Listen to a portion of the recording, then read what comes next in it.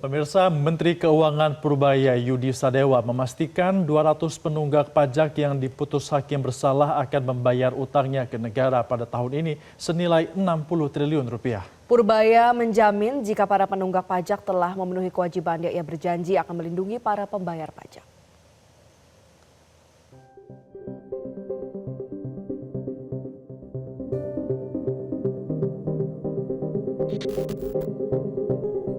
Mimpi buruk bagi si penunggak pajak. Kalau tidak bayar, pasti akan susah hidupnya. Itulah sepenggal kalimat yang dilontarkan Menteri Keuangan Purbaya Yudi Sadewa ketika mengancam akan mengejar 200 penunggak pajak yang sudah inkrah yang jumlahnya senilai 60 triliun rupiah. Gebrakan Purbaya tidak main-main.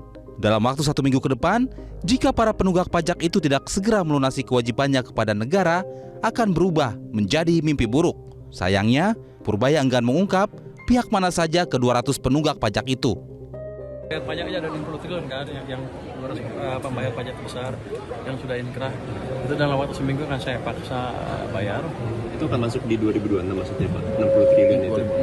2005. Itu yang udah inkrah, udah utang pajak. Nanti 26 kita sisir lagi.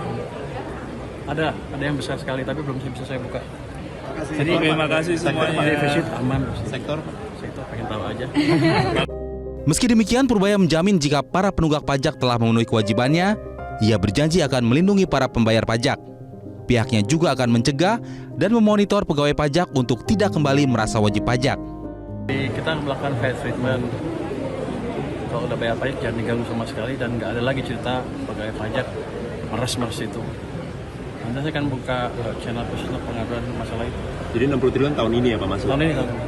Pasti masuk Pak? Pasti masuk. Untuk memastikan pelayanan pajak, Purbaya sempat melakukan inspeksi mendadak dengan menelpon layanan kering pajak. Inilah salah satu gebrakan awal Purbaya dalam mendefinisikan ulang filosofi perpajakan di eranya. Ia seolah ingin mengakhiri era obral pengampunan dan beralih ke sistem yang lebih konsisten dan berkeadilan. Menurutnya, kepercayaan wajib pajak harus dibangun.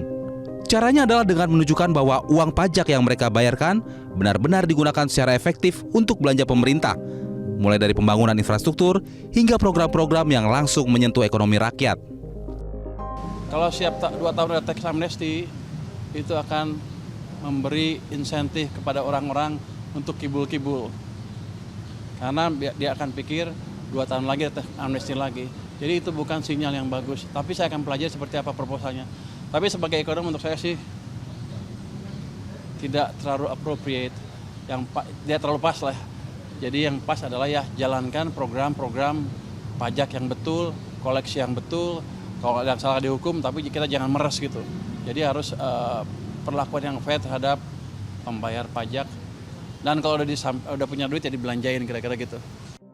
Sebelumnya Direktur Jenderal Pajak Bimo Wijayanto melaporkan 4 sumber utama penerimaan pajak hingga Juli 2025, yakni PPh Badan mencapai 174,47 triliun rupiah, PPh orang pribadi sebesar 14,98 triliun rupiah, PPN dan PPNBM sebesar 350,62 triliun rupiah, serta PBB sebesar 12,53 triliun rupiah.